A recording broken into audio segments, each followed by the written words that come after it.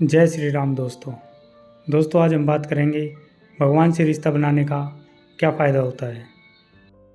एक समय एक संत भगवान राम को बहुत मानते थे।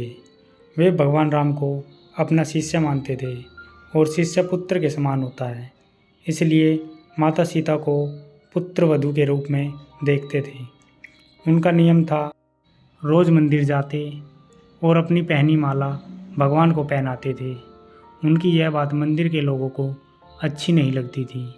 उन्होंने पुजारी से कहा, ये बाबा रोज़ मंदिर आते हैं और भगवान को अपनी उतारी हुई माला पहनाते हैं। उन्होंने पुजारी जी से कहा कि वे बाबा इस बात का विरोध करें। अगले दिन बाबा मंदिर आए और पुजारी जी को माला उतार कर दी, तो पुजारी जी ने माला भगवान को पहनाने से इनकार कर दिया। साथ ही कहा कि यदि आपको माला पहनानी है तो बाज़ार से नई माला लेकर आइए, ये पहनी हुई माला ठाकुर जी को नहीं पहनाइएगा। इस पर संत जी मन से बड़े उदास हुए और बाज़ार जाकर नई माला लेकर आए। अब जब मंदिर के पुजारी जी ने वह माला भगवान श्री राम को पहनाई तो वह माला टूट कर नीचे ज़मीन पर गिर गई। पुजारी ने माला को फिर से जोड़कर भगवान राम को पहनाई तो माला फिर से टूटकर गिर पड़ी। पुजारी ने ऐसा बार बार किया पर भगवान ने वह माला स्वीकार नहीं की। तब पुजारी जी को समझ आया कि उनसे बड़ा अपराध हो गया है और पुजारी जी ने उस संत से क्षमा मांगी और उन्हें अपनी माला भगवान राम को पहनाने को कहा। संत ने जब अपने गले में पहनी माला भगवान राम के गले में डाली तो माला गले में ही रही। इस पर पुजारी को बड़ा आश्चर्य हुआ।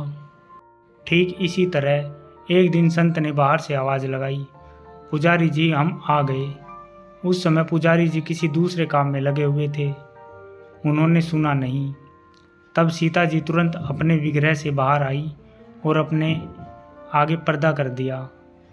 जब संत मंदिर में आए तो यह देखकर पुजारी जी को बड़ा आश्चर्य हुआ कि सीता जी के विग्रह का पर्दा तो लगा है। पुजारी बोले, संत बाबा आज आपने आवाज़ तो लगाई ही नहीं। इस पर संत बोले, पुजारी जी मैं तो रोज़ की तरह आवाज़ लगाने के बाद ही मंदिर में आया था। यह सुनकर पुजारी जी और बाबा समझ गए कि सीता जी ने स्वयं अपने विग्रह के आगे पर्दा किया था। जैसा कि संत सीता जी को बहू मानते थे, इसलिए जब भी मंदिर जाते पुजारी जी सीता जी के विग्रह के आगे पर्दा कर देते थे। भाव ये होता था कि बहू ससुर के सामने सीधे कैसे आए और बाबा केवल श्री राम जी के ही दर्शन करते थे।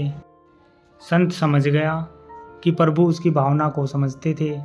इस पर संत मन ही मन बहुत खुश हुआ और अपने मन में भगवान श्री राम से कहा, प्रभु आपका बहुत बहुत धन्यवाद जो आपने मेरी लाज रखी।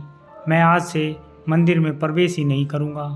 अब संत रोज़ मंदिर के सामने से निकलते और बाहर से ही अपने शिष्य रूपी पुत्र भगवान श्री राम और पुत्र वधू माता सीता को आशीर्वाद देकर चले जाते।